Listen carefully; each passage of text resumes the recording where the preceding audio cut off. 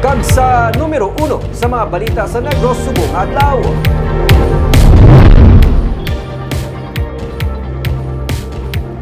SM Supermalls President ginsugid kung anong ilang nga plano para sa ilang mga propiedad sa Old Airport kag sa Santa Fe Resort Santos sa Barangay Granada. National University mahimo kuno nga makabukas sa masunod nga school year. May report si Romeo Suban. May 5 tanan ka mga major projects sa Bacolod ng SM Prime Holdings Incorporated, ang pag-renovate sa Manukan, ang pag-expand ng South Wing ng SM City Mall, ang pagbukas ng National University, ang expansion sa Old Airport kag sa may Santa Fe Resort ang una sa Barangay Granada. Ining sunod siya kay Steven Tan, ang presidente ng SM Supermall sa Pilipinas. Ang hacienda sadto nga gin-convert sa isa ka resort, ang tuyo sang SMPHI nga himuon nga isa ka subdivision, yari ini nahamtang sa tabuksang San Miguel Brewery. Ang daan nga airport sa may Barangay Singkang Airport ang tuyo sang SM nga butangan sang township. May residential area kag malls nga ginaplano sa area. Malapit naman suguran ang renovation sa Manukan Country pati na sa area sang Bay Center. Ang National University ang padayon nga gina-construct sa karon sa may North Wing ang mahimo nga magabukas na sa badasun nga school year. Kag ang South Wing sang mall ang plano nga i-expand. So magto 20 years na rin kami dito, no?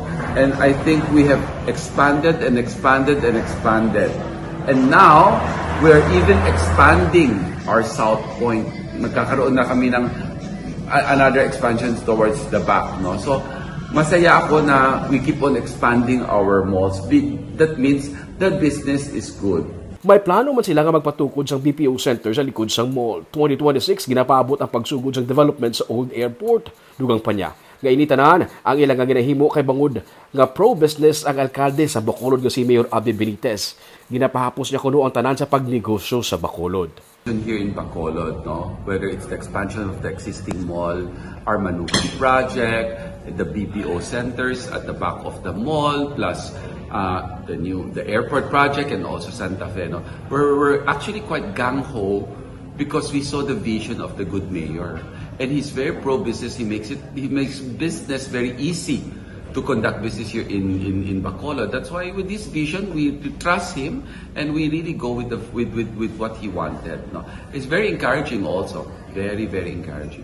Sa Biyernes, gi-turn over na sang SMPHI sa kay Mayor Benitez ang 131.89 million pesos na pagagamiton sa pagdevelop sa Manukan Country. Ining advance nga rental sa SM sa 7 ka tuig sa Manukan sa idalom sang 40-year lease agreement. 21.26 million ang rental fee kada tuig sang SM nga nagasaka sang 5% sa kada 3 ka tuig.